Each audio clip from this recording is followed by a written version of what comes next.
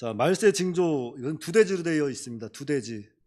첫 번째 대지는 5절로 6절, 성전이 무너질 것을 말씀하신 5절로 6절이 첫 번째 대지고요. 두 번째 대지는 7절로 19절, 말세의 예언. 예수님께서 말세에 이러한 일이 있을 것이다 예언한 내용이 7절로 19절까지 기록된 말씀입니다. 그래서 먼저 말세의 징조 첫 번째 대지, 성전이 무너질 것을 말씀하신 5절 6절입니다. 자, 어떤 사람들이 성전을 가리켜 그 아름다운 돌과 헌물로 꾸민 것을 말하며 예수께서 이르시되 너희 보는 이것들이 날이 이르면 돌 하나도 돌 위에 남지 않고 다 무너뜨려지리라 그랬습니다. 자, 우리가 이 말씀을 이해하려면 마태복음 24장을 한번 봐야 돼요. 자, 마태복음 24장 1절 2절입니다.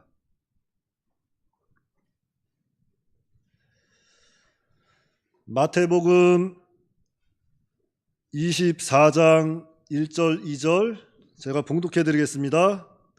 예수께서 성전에서 나와서 가실 때에 제자들이 성전 건물들을 가리켜 보이려고 나오니 대답하여 이르시되 너희가 이 모든 것을 보지 못하느냐? 내가 진실로 너희에게 이르노니 돌 하나도 돌 위에 남지 않고 다 무너뜨려지리라 그랬어요. 그러니까 오늘 본문에서 예수님은 성전이 이렇게 또한 무너질 것에 대해서 예언하셨는데, 자, 이 말씀은, 이 본문은 마태, 마가, 누가복음 그 세 복음서에 다 기록이 되어 있는 말씀입니다. 그런데 우리가 이 본문을 좀 이해하기 위해서는 그 위에 것을 좀 봐야 돼요. 마태복음 23장 37절 38절 말씀에 보면 이런 말씀이 있습니다. 자, 마태복음 23장 37절 38절입니다. 예루살렘아 예루살렘아 선지자들을 죽이고 내게 파송된 자들을 돌로 치는 자여, 암탉이 그 새끼를 날개 아래 모음같이 내가 내 자녀를 모으려 한 일이 몇 번이더냐. 그러나 너희가 원하지 아니하였도다. 보라, 너희 집이 황폐하여 버려진 바 되리라. 자, 너희 집이 황폐하여 버려진 바 되리라, 예수님께서 말씀하시는 거예요. 그러니까 예수님께서는 먼저 이 예루살렘 황폐에 대해서 말씀하십니다. 그리고 제자들은 그것을 다 들었어요. 다 들었는데 이제 의문이 생긴 겁니다. 자, 어떤 의문이 생겼느냐? 자, 그 당시 예루살렘 성전이라고 하면 정말로 웅장하고 화려하고 아름다운 그런 성전이었어요. 딱 보면 와, 막 이렇게 감탄할 정도로 너무나도 아름답고 웅장한 성전입니다. 그런데 아직까지 미완성된 거죠. 아직도 성전을 건축하고 있는 중에 있어요. 그럼에도 불구하고 그 성전을 마주했을 때 그 성전이 너무나도 웅장하고 화려하고 아름다웠기 때문에 사람들로 하여금 저 성전은 언제까지 갈까? 천년만년, 저 성전은 없어지지 않을 거야. 그렇게 잘 지어진 성전이었던 거죠. 그런데 예수님께서 그 성전을 향해서 황폐해질 거다 그러니까 제자들이 예수님께 의문을 가지고 물어보는 겁니다. 물어보는 거예요. 그래서 이제 제자들이 예수님께 반문하는 거죠. 자, 예수님, 자, 그렇다면 이렇게 웅장하고 화려하고 아름다운 성전이 언제쯤 무너지겠습니까? 말세가 언제쯤 되겠습니까? 그 얘기하는 거예요. 이에 대한 대답으로 예수님이 말씀하시는 거죠. 자, 돌 위에 돌 하나도 남지 아니하고 다 무너질 거다, 이렇게 예수님은 이런 식으로 반문을 하시는 거예요. 자, 그런데 이 놀라운 사실은 예수님께서 말씀하신 대로 정말로 예수님 승천하시고 나서 십자가에 달려 죽으시고 부활하셔서 승천하시잖아요. 승천하시고 나서 한 40년 후에 로마의 장군, 그 디도 장군이 이끄는 로마 군대를 통해서 예루살렘 성전은 완전히 파괴되고 말았다는 겁니다. 그러니까 예수님의 말씀은 진리예요. 예수님이 무너진다 하면 무너지는 겁니다. 자, 먼저 여기서 우리가 한 가지 또 참고해야 될 것은, 자, AD 30년에 예수님이 승천하시죠. 승천하시고 이 성전은 그 후로 한 33년을 더 건축을 해요. 건축을 하고 나서 한 AD 63년경 성전이 완전히 완공이 됩니다. 그것을 제3성전이라고 해서 헤롯 성전이라고도 해요. 왜냐하면 스룹바벨이 바벨론에서 돌아와서 성전을 건축하잖아요. 그런데 거기에다가 대헤롯이죠. 헤롯이 다시 증축하는 거예요. 크게, 웅장하게. 이스라엘 백성들을 환심을 사기 위해서 그 제3성전이 완공된 지 한 7, 8년 만에 무너졌다는 거죠. 그러니까 세상 것들 우리가 보기에는 뭔가 화려하고 웅장하고 뭔가 무너지면 아까울 것 같지만 하나님에게는 하나도 아까운 게 없어요. 하나님께서 아끼는 것은 그래서 하나님의 말씀을 생명처럼 걸고 그 말씀을 지켜 순종하는 그 사람을 하나님이 보호하십니다. 이런 외부적인 것들 이런 거 아무것도 아니에요. 그러니까 여러분들 마음이 잘 돼야 돼요. 마음이. 자, 그런데 여기서 우리가 깨달아야 할 것은 예수님께서는 이면을 보신다는 거죠. 겉으로 보여지는 화려한 것들, 겉으로 행해지는 이런 형식적인 것들 보는 것이 아니라 예수님은 그 이면을 보시는 예수님이라는 거예요.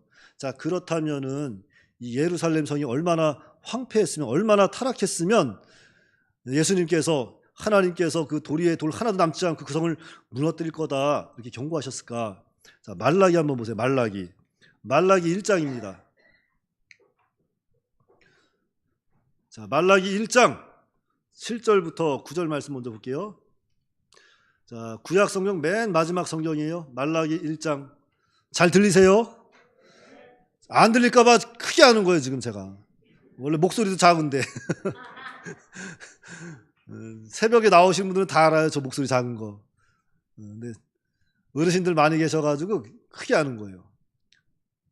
자, 말라기 1장 7절부터 제가 봉독해 드리겠습니다.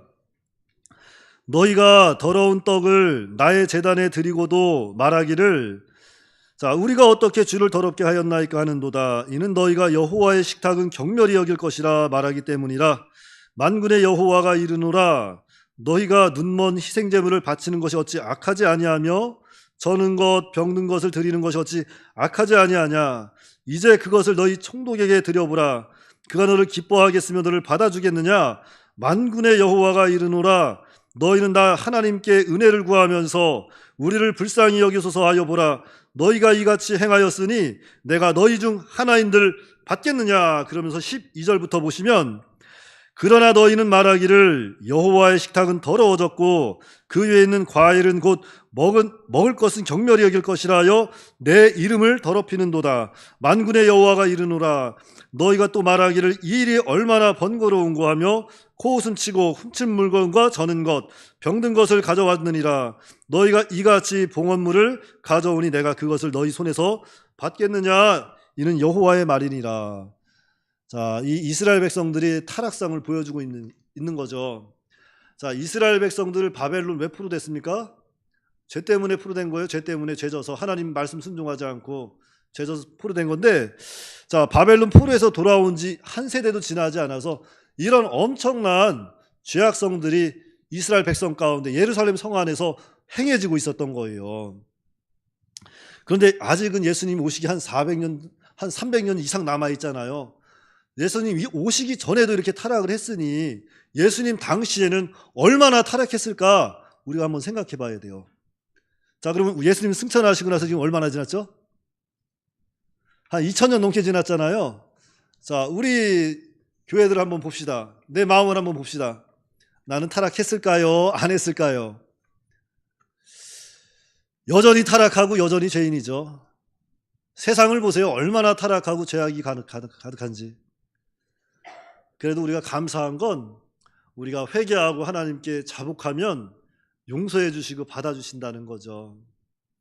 그것 때문에 살아가고 있습니다.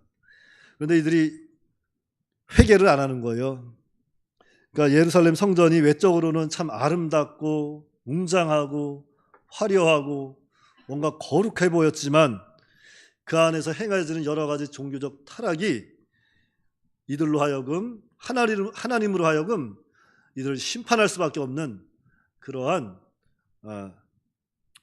일을 두고 예수님이 미리 말씀하시는 거예요. 그래서 오늘 우리도 그래요. 우리도 하나님 앞에 범죄하고 타락하면 하나님의 심판을 받습니다.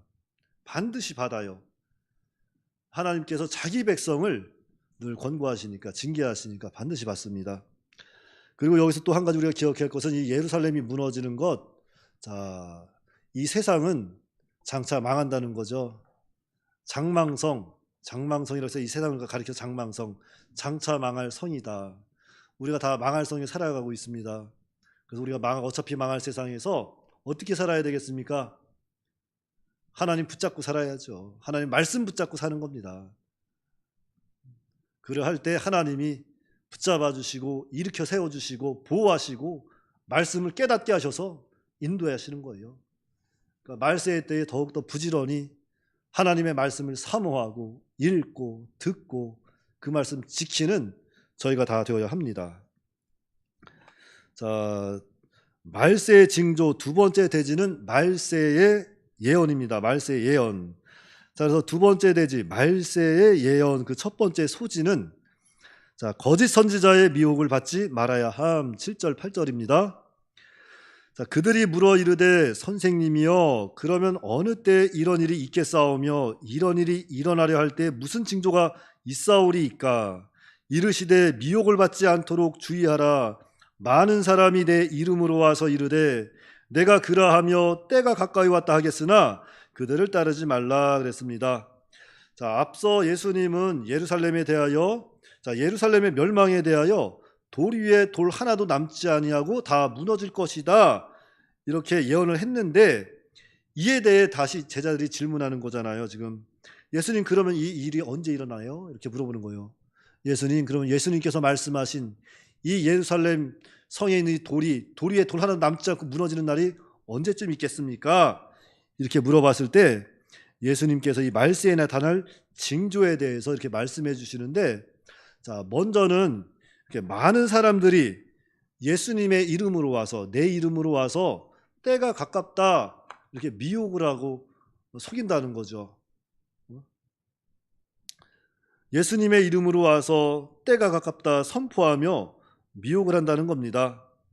자, 이러한 때에 예수님께서 뭐라 그래요? 너희는 그들을 따르지 말라는 거예요. 그러니까 말세가 되면 정말 거짓 선지자들이 나오는 거예요. 거짓 선지자들이 여기저기 많이 나옵니다. 여러분도 아는 거짓 선지자 있어요? 대표적인 거짓 선지자 누구예요? 네, 신천지 다들 아시네요. 신천지 이만희, JMS 정명석 뭐 이런 사람들 다 이단이죠. 사입이고 이단이고 그런 것들 잘 분별해야 돼요. 그래서 우리가 여기서 기억해야 될 것은 자, 우리가 이 미혹을 받지 아니하려면 어떻게 해야 될까요? 미혹을 받지 않으면 말세의 때 무엇보다도 예수님이 어떻게 오시는지 재림의 때를 먼저 잘 알면 미혹을 받지 않을 거잖아요. 그렇죠? 자, 그러면 예수님께서 우리에게 말씀하신 그 예수님의 재림의 때에서 우리 모두 다 알고 있어요? 자, 예수님 어떻게 오신다 그랬죠? 모든 사람이 볼 수 있게 온다 그랬어요? 나만 볼 수 있게 온다 그랬어요? 예, 모든 사람이 볼 수 있게 온다는 거죠. 동편에서 서편으로 번개가 번쩍 치는 것처럼 모든 사람이 볼 수 있게 온다는 거예요. 그런데 갑자기 어떤 사람이 나타나서 아, 내가 그리스도의 영을 받았다. 내가 그리스도다 하면 그 사람 따라가면 돼, 안 돼요? 안 되는 거예요. 절대 안 되는 거죠. 그리고 또 이런 것도 있죠. 내가 계룡산에 가서 열심히 기도하다가 하나님께서 나에게만 특별한 말씀을 줬다고. 이거는 대통령도 모르고 담임 목사님도 모르고 나만 아는 거라고. 은혜 받고 싶으면 나 따라오라고. 따라가면 돼요, 안 돼요? 하나님의 말씀은 어디 기록되어 있죠? 성경 말씀에 기록되어 있습니다. 성경 말씀만 하나님의 말씀인 거예요. 그 외에 어떤 사람이 나타나서 그냥 이거는 나만 아는 거라고 귀한 거니까 내가 당신한테만 줄게 하고선 따라와 그러면 절대 따라가면 안 돼요. 귀한 거 아니니까. 하나님의 말씀은 성경이에요, 성경. 아무튼 어찌됐든 간에 말세에는 누가 많이 나온다?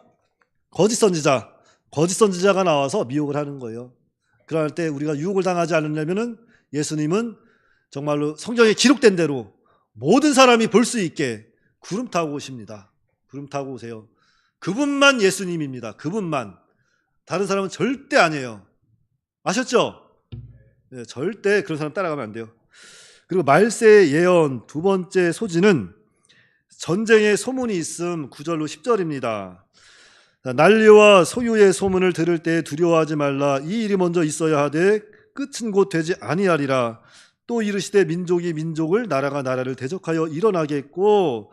자, 말세가 되면 난리와 소유, 민족이 민족을, 나라가 나라를 대적하여 일어난다 그랬습니다. 그러니까 말세가 되면 전쟁이 일어난다는 거, 전쟁.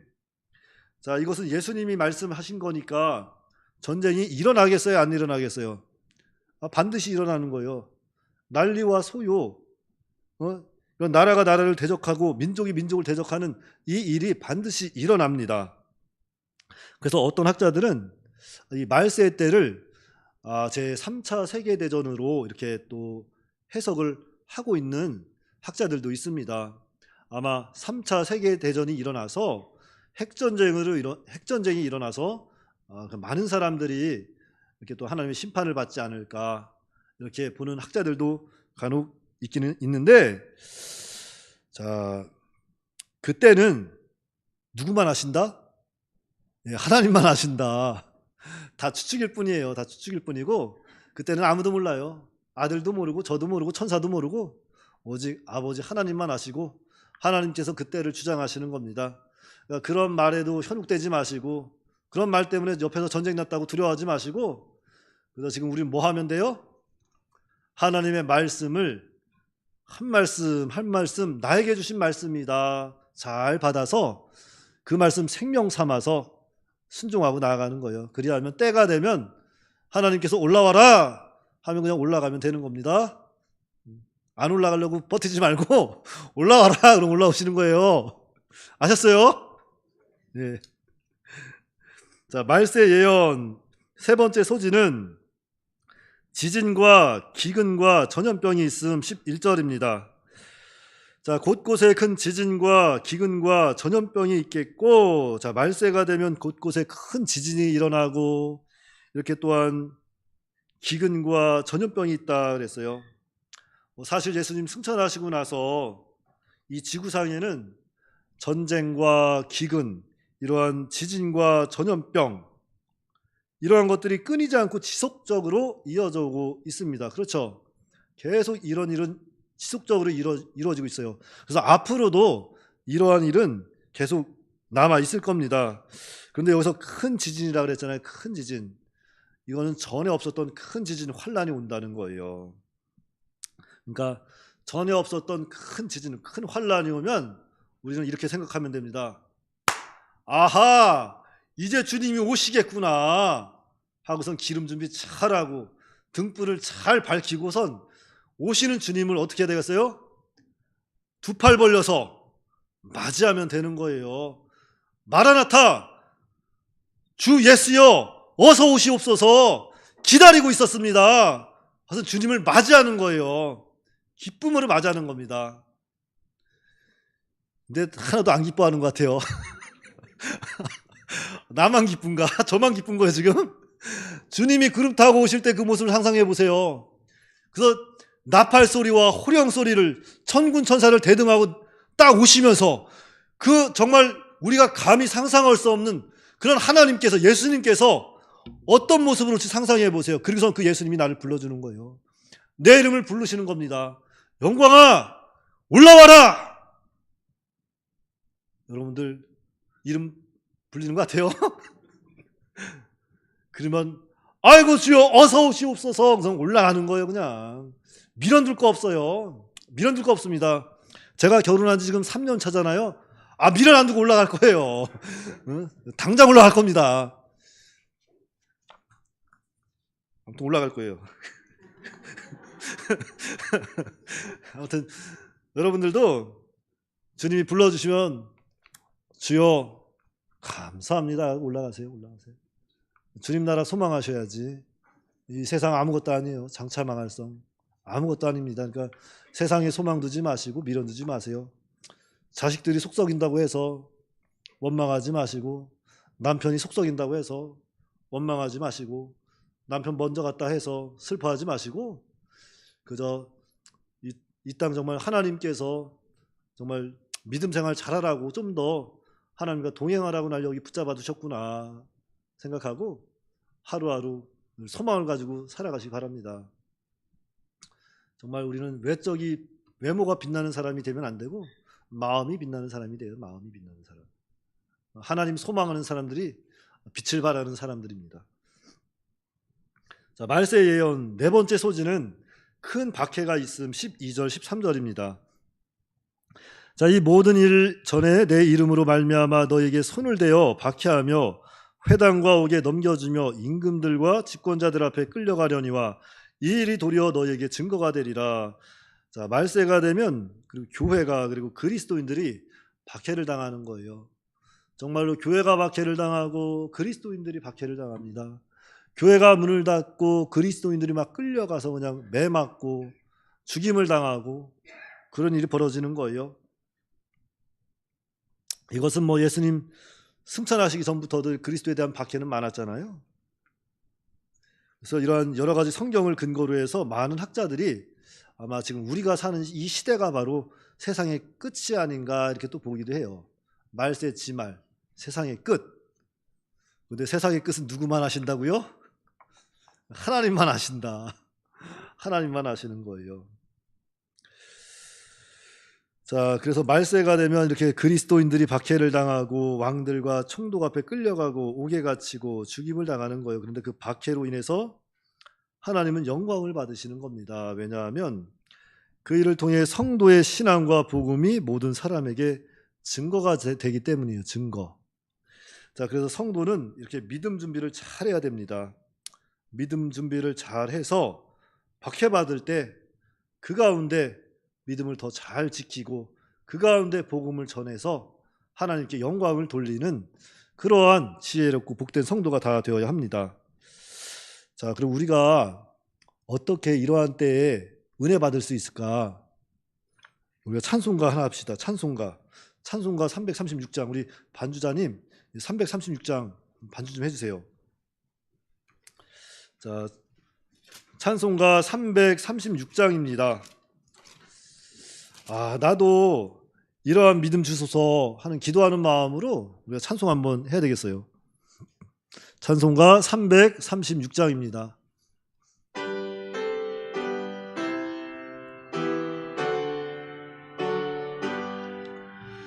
환난과 핍박 중에도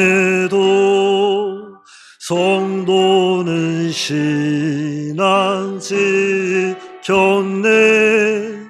이 신앙 생각할 때에 기쁨이 충만하도다. 성도의 신앙 따라서 죽도록 충성하겠네. 옥중에 매인 성도나 양심은 자유 얻었네. 우리도 고난 받으면 죽어도 영광 되도다. 성도의 신앙 따라서 죽도록 충성하겠네. 성도의 신앙 본받아 원수도 사랑하겠네. 인자한 언어 행실로 이 신앙 전파하리라. 성도의 신앙 따라서 죽도록 충성하겠네.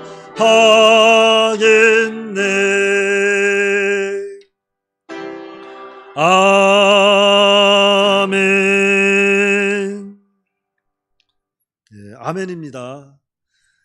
성도는 이렇게 환난과 핍박 중에도 죽도록 충성하는 믿음의 사람이 되어야 합니다. 자, 14, 15절입니다. 자, 그러므로 너희는 변명할 것을 미리 궁리하지 않도록 명심하라. 내가 너희의 모든 대적이 능히 대항하거나 변박할 수 없는 구변과 지혜를 너희에게 주리라. 그러니까 성도가 박해를 받으면서 관리 앞에 끌려갈 때 걱정하지 말라는 거예요. 하나님께서 구변과 지혜를 주시고 그들과 싸워 능히 이길 수 있도록 역사하시겠다는 겁니다. 하나님의 말씀을 믿으시고 두려워하면 안 돼요. 자, 시편 46편 1절 3절 말씀에 하나님은 우리의 피난처시요 힘이시니 환난 중에 만날 큰 도움이시라.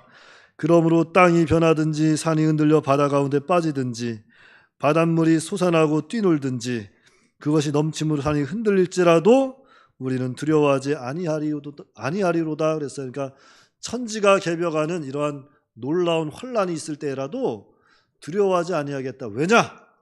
하나님이 나를 도와주시고 나의 피난처가 되시고 나의 도움이 되셔서 지켜주신다니까 두려워하지 말라는 거예요. 그러니까 말세가 됐다고 해서 두려워하지 마시고 우리는 어떻게 하면 된다고요? 하나님 말씀 한 말씀이 내 말씀이다. 나에게 주신 말씀이다. 잘 받고 그 말씀 즐겨 순종하는 자리에 나가야 돼요. 끝까지 인내하며 믿음을 지켜야 합니다. 그래서 우리가 구원을 잘 이루어 나가야 돼요. 자, 누가복음 21장 다시 본문으로 돌아가서 16절부터 보겠습니다. 심지어 부모와 형제와 친척과 벗이 너를 넘겨주어 너희 중에 며칠 죽이게 하겠고, 말세가 되면 막 형제들이 막 믿는 성도를 막 넘겨준다는 거잖아요. 또 너희가 내 이름으로 말미암아 모든 사람에게 미움을 받을 것이나, 모든 사람들이 미워한대요. 예수님 믿는다고. 너희 머리털 하나도 상하지 아니하리라. 믿음을 지키는 성도 머리털 하나 상하지 않게 내가 지켜주마. 주님이 약속하시는 거예요. 그러므로 19절에 너희의 인내로 너희 영혼을 얻으리라. 그러니까 말세가 되면 사방에서부터 막 대적하는 거예요. 어쩔 수 없어요. 아, 왜 나 괴롭혀? 막 싸우지 말고, 아, 말세인가 보다. 사회에서도 예수님 믿는다고 막 하면은 누군가 막 공평하게 하지 않을 때도 막 그 사람과 다투고 싸우고 그럴 필요 없어요. 아, 때가 됐구나, 말세인가 보구나 하고 지혜롭게 믿음으로 잘 인내하시기 바랍니다. 그러니까 이렇게 사방으로부터 대적이 일어난다 하더라도, 그럴지라도 성도는 끝까지 믿음을 지키고 끝까지 하나님 의지하고 믿음의 길을 부지런히 걸어 나아가야 합니다. 그리하면 머리털 하나도 상하지 아니하리라. 하나님이 지켜주신다고, 보호해 주신다고 좀 약속하셨어요. 그래서 오늘 말씀을 통해서 우리가 기억해야 할 것은, 정말로 이 말세가 되면 거짓 선지자가 나와서 사람들을 미혹할 거예요. 사람들을 미혹할 것이고, 또한 이 전쟁과 기근, 지진과 이러한 전염병이 막 주변에서 일어날 겁니다. 또한 성도를 향한 큰 박해가 있을 거예요. 그럴지라도 우리는 끝까지 인내하며 하나님 더욱더 바라보고 더 기도하고 기름 준비 잘해서 주님이 우리의 이름을 불러주실 때 기쁨으로 맞이하는 저와 여러분들이 다 되시기 바랍니다. 기도하겠습니다. 거룩하신 아버지 하나님, 은혜를 감사합니다. 거룩하고 복된 주일, 주회전에 나와서 오전부터 오후 늦게까지 이렇게 또한 하나님의 말씀을 상고하는 중에 하나님께서 먼저 이곳에 좌정하여 주시고 우리가 드려지는 예배를 통해서 주님 영광 받아 주시옵소서. 예수님께서 말세가 되면 정말 큰 환난이 일어나고 거짓 선지자가 일어나고 전쟁과 기근, 지진, 이러한 전염병, 이러한 것들로 인해서 정말로 여러 가지 어려움을 겪을 것이고, 또한 예수님을 믿는 것, 그 믿음 하나만으로도 많은 사람들로부터 미움을 받고 또한 이렇게 박해를 당한다고 하였사오니, 정말 우리가 이 말세 시대에 더욱더 이러한 일들이 일어날 것이라는 것을 잘 깨닫고, 이러한 일을 당했을지라도 우리가 예수님을 배교하지 말고 예수님을 배반하지 말고 끝까지 인내하며 믿음으로 그 믿음의 길을 걸어갈 수 있도록 하나님께서 붙잡아 주시옵소서. 우리 주 예수님의 이름으로 기도하옵나이다. 아멘.